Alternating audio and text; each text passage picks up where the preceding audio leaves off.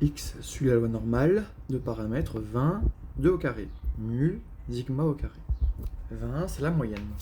On veut la probabilité que x soit plus petit que 5. Voici le schéma. Mu, c'est la moyenne, 20. Et on veut plus petit que 5. Donc on veut cette zone de la courbe de Gauss. Donc vous voyez qu'il y aura une faible probabilité qu'on se situe ici.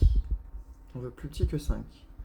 Eh bien on tape, calculatrice, on tape 0, 5, donc ça c'est les bornes. Pourquoi 0? C'est du court. Quand on veut plus petit ou égal à A, on doit quand même inscrire des bornes inférieures et supérieures, donc plus petit ou égal à 5, et bien on met de 0 à 5. Et puis ensuite on met les paramètres 20, 2, et ça fait 0. Et effectivement, regardez vite, 5 c'est très loin de 20, de la moyenne. Reculons de 20 avec des sigma à chaque fois, donc sigma c'est 2, donc 20 moins 1 sigma, 18, moins un autre sigma, 16, 14, 12, 10, là on a 5 sigma. Donc vous voyez là, pour aller de là à là, il faut plus que 5 sigma, il faut même quasiment 7,5 sigma, 8 c'est pas important. Voilà, il faut faire 20 moins 15, ouais, il faut 7,5 sigma. Plus de 4 sigma, c'est 0.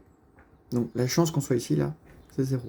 Et regardez, il y a 15 ici, de distance, il y a 15 ici.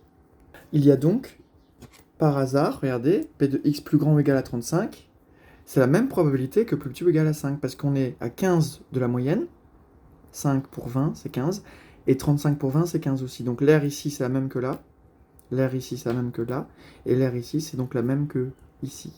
Donc c'est 0. Pour être tout à fait honnête, c'est 0 plus. Voilà, mais c'est de l'ordre de 10 puissance moins 50, voire pire. Et vous avez bien compris que quand on est à plus de 4 sigma d'écart, plus de 5 sigma, c'est 0. Et le sigma, c'est 2. Vous voyez? Donc si je m'écarte de 2 et de 2 et de 2, on a déjà 99,7%. Donc si je m'écarte de 4, 5, 6 sigma, 7,5 sigma, c'est 0. Voilà. Et inférieur ou égal à 5, c'est pareil que inférieur à 5. Parce que dans tous les cas, on ne peut pas être pile poil égal à 5 dans une loi normale, puisqu'on parle d'air, donc on est forcément en dessous de 5 dans l'étude, par rapport à 5. Donc c'est pareil, bis.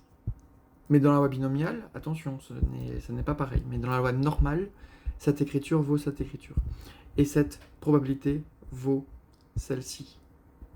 Regardez, 35, on est à 0, parce qu'on est à la même R que cette R. Ok? Fin de la vidéo.